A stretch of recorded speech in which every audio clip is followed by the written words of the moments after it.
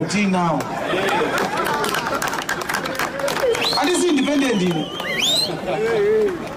And you are also to go to the foot. I didn't go to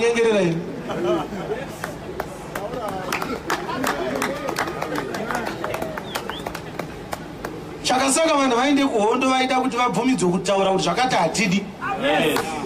Mabhuna iti mukangodaro muri materrorists muri magandaro.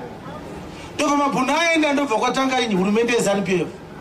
Ukati zvakati hatidi vanoti regime change agenda. Saka vakasiyana papi.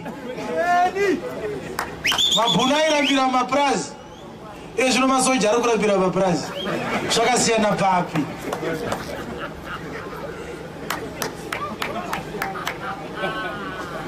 Musiyano wacho ndewe. Kusvikira nyika yakugona kutaura kuti president wedu hatimude pasina chinoitika. Ndo panonzi nyika yaane rusununguko ipapo.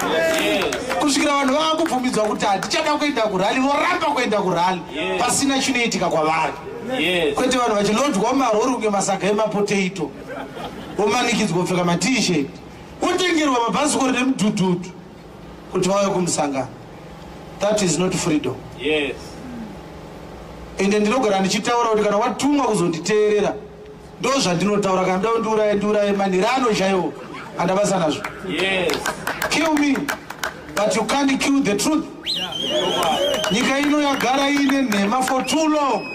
It is high time somebody sent from God should say the truth. Democracy chayo does not demand someone kutengerwa anything kuti avote. Hakuna democracy yakadaro. Hakuna kana mbeu kana sugar inofanira kupiwa munhu kuti avote. Because if you are a voter you are choosing, ndiwe simba rekuti ningi ndiye anofanira kutonga. Une power rekuti uyu ngaatonga uyu ngaarege kutonga. You are deciding the future for your own children. You don't need pressure to make that choice. You don't need any enticement yekuti unzivotara ningi tokutengera chisupa chedoro. Hakuna democracy yakadaro. Yes. Sotuka yako andiro kati ndokupa chakati ndivotere ndo chikonzero chekutanga chandinorega kukuvotera icho. Yes.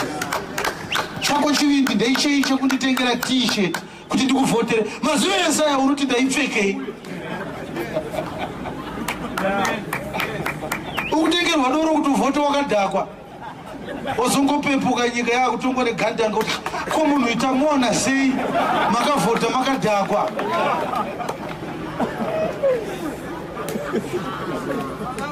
Inonzi vote buying.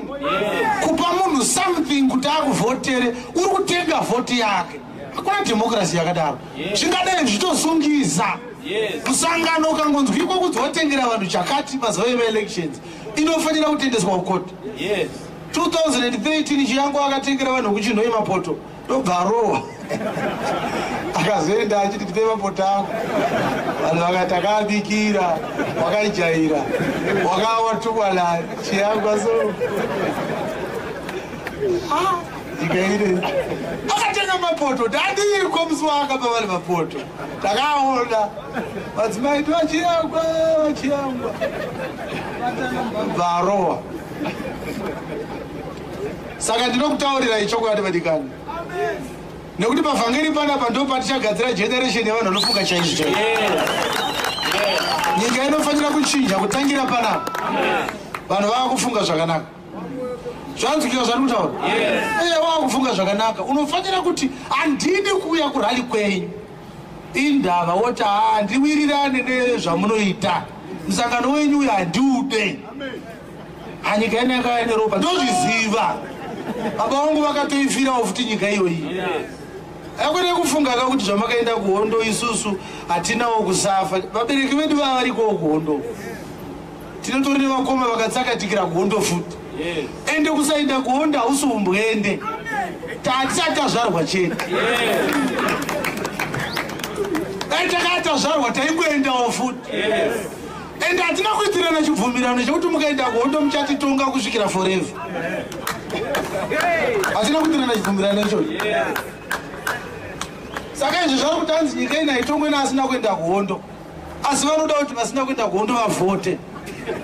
kuziva sina kuenda kuhondo vachivhota